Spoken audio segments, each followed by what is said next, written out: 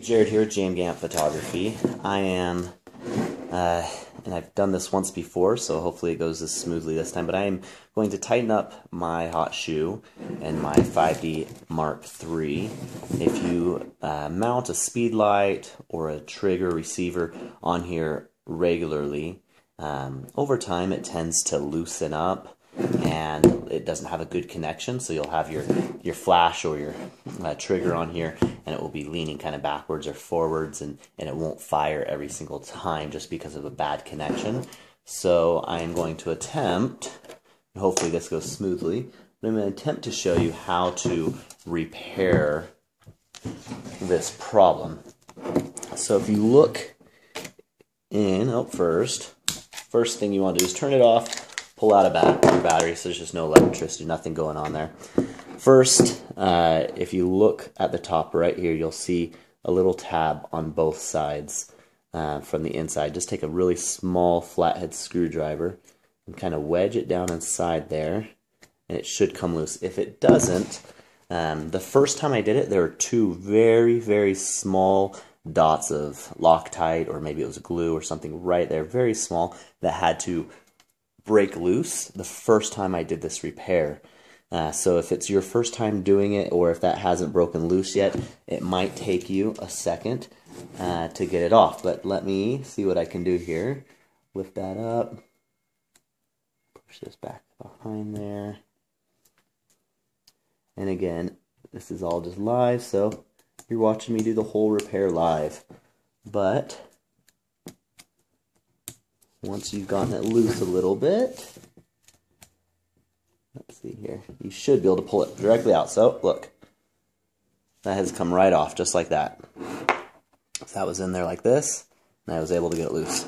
So you'll see, hopefully this is in focus, I'm just doing this from my phone, but you should see that there are 4 screws in here, and if you can also see right there where those 2 small dabs of glue were the first time, but these 4 screws are what come loose.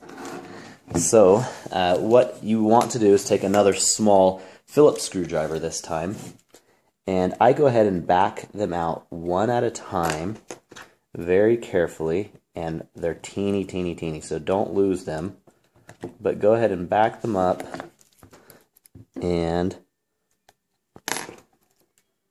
doing this upside down here. Go ahead and take one out.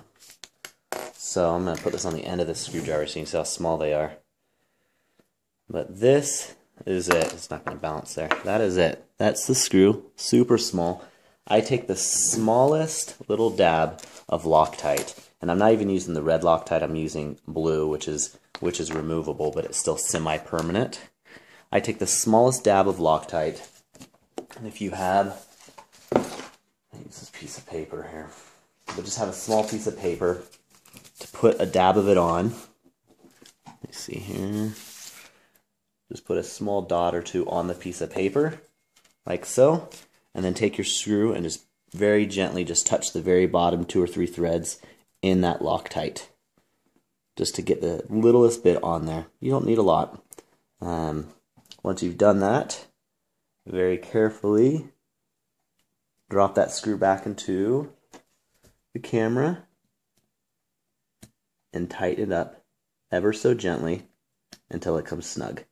You don't want to over tighten it. I don't know what it is underneath there, if it's tightening into plastic or into metal, but no need to over tighten it.